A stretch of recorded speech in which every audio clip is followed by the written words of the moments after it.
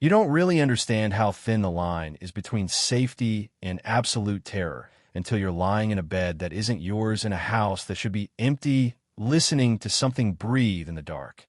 We all grow up believing danger announces itself. Broken windows, loud footsteps, shouting, chaos. But the truth is far worse. Sometimes danger hides quietly, patiently, just a few feet away, waiting for the exact moment you're most vulnerable. Waiting until you're asleep. Waiting until you're alone. Waiting until you're sure nothing could possibly go wrong. What you're about to hear isn't a ghost story or an urban legend.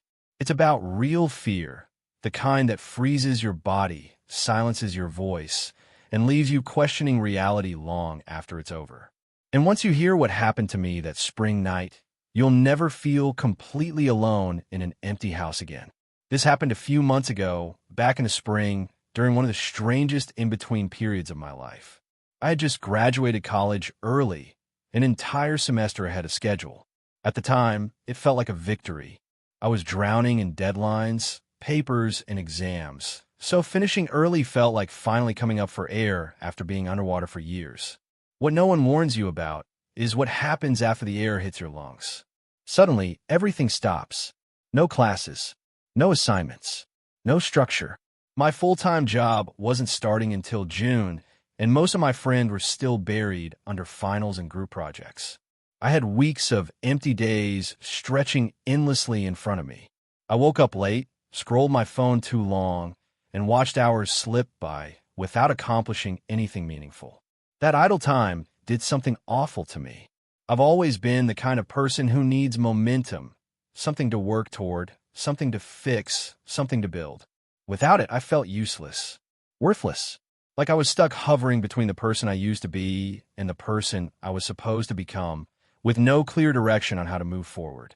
So when my mom called and asked if I could check on my Uncle Rick's beach house, I said yes immediately. It felt like a lifeline. Rick owned a massive beach house in Rehoboth Beach, Delaware. I'm from Pennsylvania, so the drive is a little over 2 hours. Not bad at all. The house itself is enormous, the kind of place that comfortably fits my entire extended family every summer. 25 of us crammed together, playing board games, drinking way too much, laughing late into the night. That house is loud when we're all there, which is exactly why I didn't realize how disturbing it would feel when it wasn't. The house isn't right on the shoreline, but it's close, tucked into a quieter neighborhood with winding roads and tall beach grass that rustles constantly in the wind. Rick asked me to check for leaks, make sure nothing was damaged, flip breakers if needed. Simple stuff. A few hours of work, maybe an overnight stay if it got late.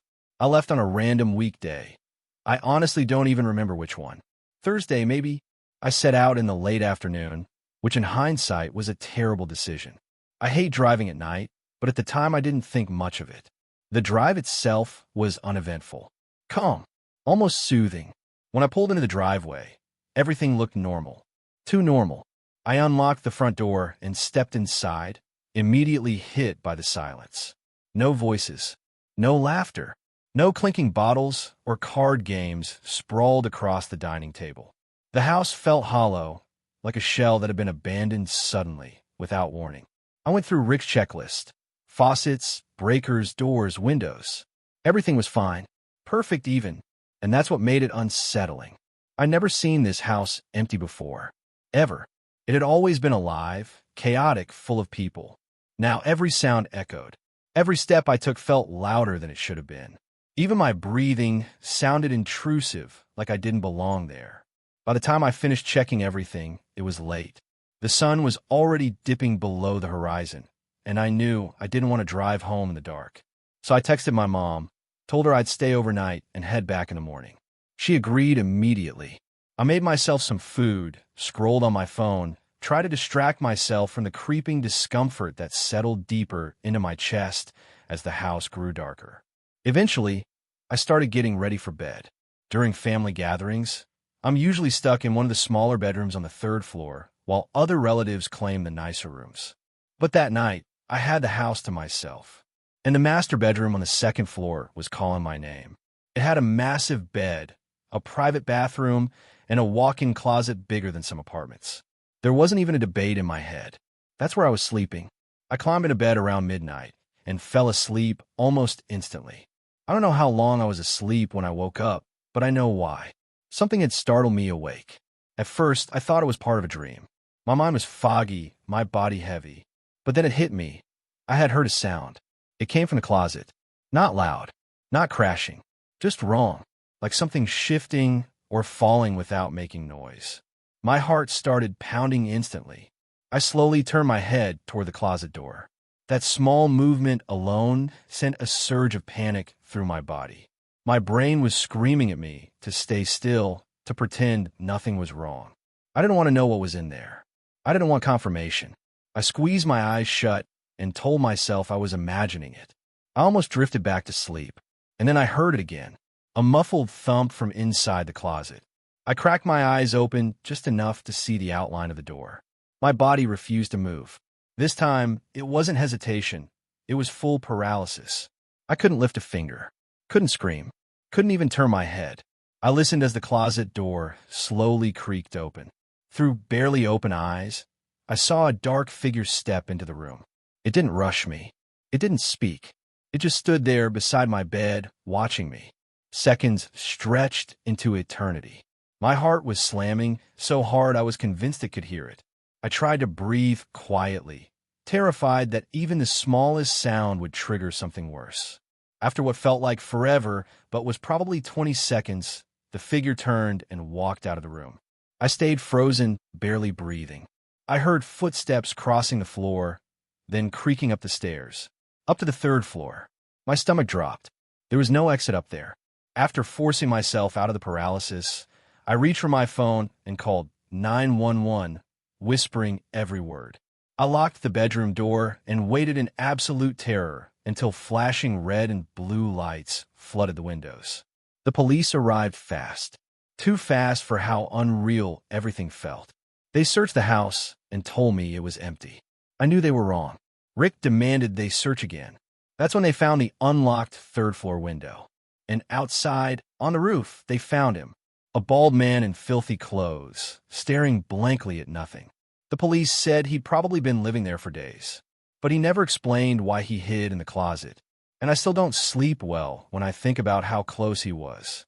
My buddy Mike has a beach house on the Jersey Shore, and calling it beautiful honestly doesn't do it justice. It's one of those properties that immediately makes you feel like you don't belong there, in a good way. Huge windows, wide decks, clean white siding, and that constant smell of salt in the air that never really leaves your clothes. To someone like me, who didn't grow up with much, the place felt unreal, like something pulled straight out of a magazine. The house had been in Mike's family for generations. His grandparents practically lived there year-round for most of their lives, but they'd passed away not long before this happened. Since then, the house mostly sat empty. Mike's extended family lived on the West Coast, and his parents were too busy to use it much. Renting it out during the off-season wasn't exactly easy either, so the place just waited, which meant Mike had access to it whenever he wanted. It was mid-July when he texted me and asked if I wanted to go down for the weekend. No party plans, no big group, just us. Beach during the day, boardwalk at night, relax and reset. I didn't even hesitate. Mike picked me up that Friday afternoon. I tossed a duffel into his trunk, and we hit the road. The drive was easy, filled with music, half-baked conversations, and that shared excitement you get when you know you're escaping real life for a couple days. We arrived around 6 in the evening. The house greeted us the way old beach houses always do, with that slightly musty smell of wood, ocean air, and time. It wasn't unpleasant. If anything, it felt comforting, like history baked into the walls. You could tell generations of Summers had lived there. We dropped our stuff in the upstairs bedrooms, grabbed sandwiches from a nearby shop, and decided to walk the beach as the sun dipped lower in the sky.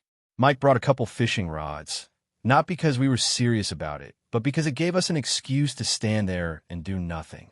That night was perfect. The air was warm, but not suffocating, the water dark and calm. At some point, we ran into 2 girls around our age walking barefoot along the shoreline. Mike, being Mike, struck up a conversation without missing a beat. It turned into one of those effortless, low-pressure interactions that only seem to happen near the ocean. We got their numbers, wished them a good night, and kept walking. Even though it was peak season, Mike knew where all the quiet spots were. Private access points, stretches of beach shielded from streetlights, places where the world felt far away. We found one of those spots and fished until our arms got tired and the sky went fully dark. The next morning, we woke up around 9 and went for a run along the boardwalk. It was already warm, but the ocean breeze kept it bearable. Nothing intense, just enough to feel productive before going back to lounging. The rest of the day blurred together. Sunday food, music, naps. By the time evening rolled around, Mike floated the idea of hitting a few bars in Seaside. We talked about it, but the thought of lines, noise, and crowds felt exhausting. Instead, we decided to crash early and actually enjoy being rested for once. That decision might have saved our lives. I don't know what time it was when I woke up, only that the sound ripped me straight out of sleep. A piercing, shrill beeping. At first, I thought it was part of a dream, but it didn't fade. It didn't change. It stayed sharp and aggressive, drilling into my skull. A smoke detector. I shot out of bed, heart pounding, adrenaline flooding my system. I scanned my room for signs of fire, smoke, flickering light, anything, but there was nothing. The sound didn't seem like it was coming from the second floor at all. I focused harder. It was coming from above me. I yanked open my bedroom door and sprinted across the hall to Mike's room, shaking him awake and yelling his name. He bolted upright instantly, panic already in his eyes. "Smoke alarm," I said. "Third floor." That was all it took. We ran upstairs together, bare feet slapping against the steps. The third floor hallway was dim, moonlight filtering in through the window at the end. We flipped the lights on and started searching. No smoke, no fire, no heat, just that unbearable beeping. We checked every room until I finally found it. In one of the bedrooms, tucked neatly under a pillow on the bed, was a small black device. The sound stopped the moment I picked it up. I stared at it, confused beyond words. It was about the size of a walkie-talkie. Smooth black casing. No buttons. No labels. No screen. Just a blinking red light on top and a small switch on the side. I flipped the switch off. Silence. Mike stepped into the room, his eyes bouncing between me and the device. "Have you ever seen that before?"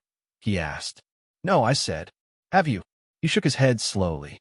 We sat there for nearly an hour, trying to rationalize it. Maybe it was some weird alarm system, a substitute smoke detector, but none of it made sense. Why hide it under a pillow? Why wouldn't it be mounted somewhere? And why did it go off now? The scariest part wasn't what it was. It was how it worked. At some point, a thought crept into my head, one I didn't want to voice. I flipped the switch back on. The beeping started instantly. I flipped it off. Silence. Mike's face drained of color. "Oh my God," he whispered. The device didn't detect smoke. It didn't respond to heat.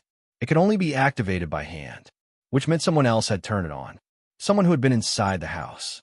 We didn't argue. We didn't debate. Mike called the police while I locked the bedroom door and shoved furniture against it. We sat there in the dark, barely breathing, listening for any sound that didn't belong. When the police arrived, we bolted downstairs to meet them. They searched the house top to bottom while we waited outside. When they came back, their expressions told us everything. Every window on the third floor was wide open. Beds flipped, drawers pulled out, rooms ransacked, including the one where we'd found the device, which had been perfectly neat when we were up there. I felt sick. The officers didn't find anyone. No prints. No signs of forced entry. They told us to lock everything and call again if anything else happened. Then they left. Mike and I didn't sleep that night. We sat awake until sunrise, lights on, every sound making us jump. We left as soon as the sun was fully up. To this day, we don't know who was in that house, or if they ever truly left. This happened years ago, back when I was 22. Enough time has passed that I feel safe talking about it now, but not enough time for the fear to fully fade.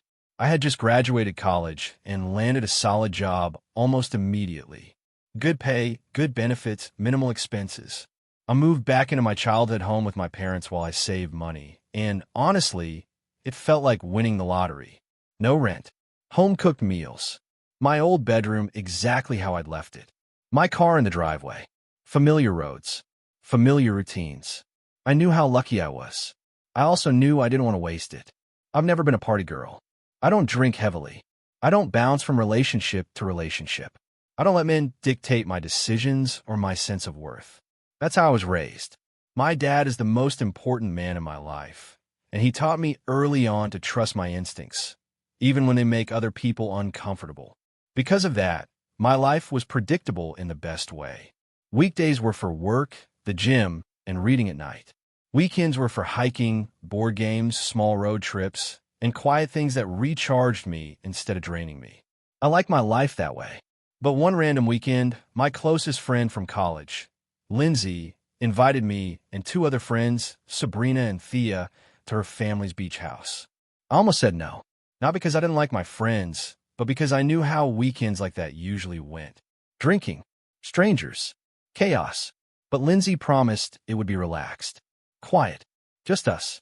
A few days away from reality before everyone scattered into adult life. So I agreed. Lindsay's family is wealthy, like generationally wealthy. Both her parents were neurosurgeons, and when she described the beach house, I expected something impressive. I wasn't prepared for what I saw. The house looked less like a vacation home and more like a fortified modern compound. Clean lines, steel and glass, sharp angles, minimalist design. It didn't look cozy, it looked secure, almost like it was designed to keep things out rather than invite people in. It sat secluded, away from tourist traffic, with its own private beach access just a short walk from the back door. We unloaded our bags and chose sleeping arrangements. Even though there were enough bedrooms for all of us, we decided to stay together in one room, an old kid's room with 2 sets of bunk beds and an attached bathroom. It felt safer that way, familiar. We stayed 3 nights total, which in hindsight was the perfect amount of time. The first night, we decided to keep things mellow. We walked down to the private beach, sat in the sand, drank White Claws, and listened to house music from Sabrina's speaker.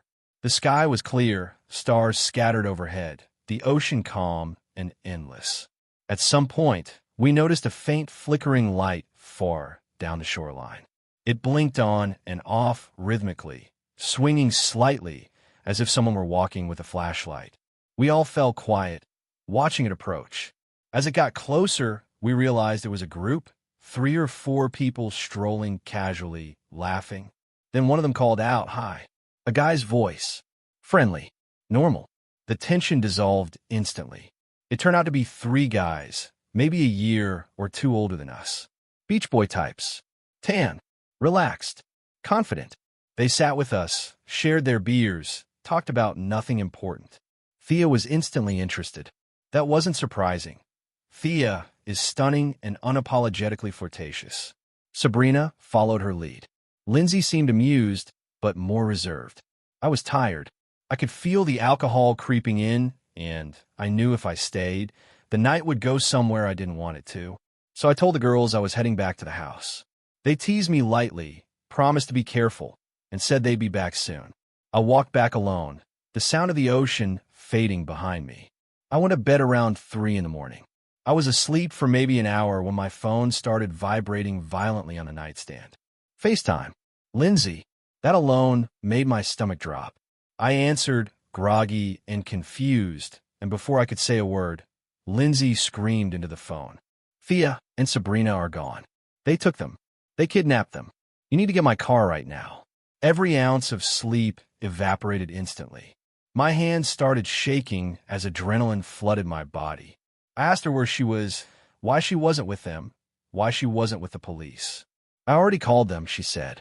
"Please, just get my car." I didn't think. I threw on clothes, sprinted down the stairs, and followed Lindsay's frantic instructions through the phone. How to open the gate, where her keys were, how to get out without waking anyone. She told me there were about 10 houses down the beach to the left. She described the car the guys were driving, told me which direction they went.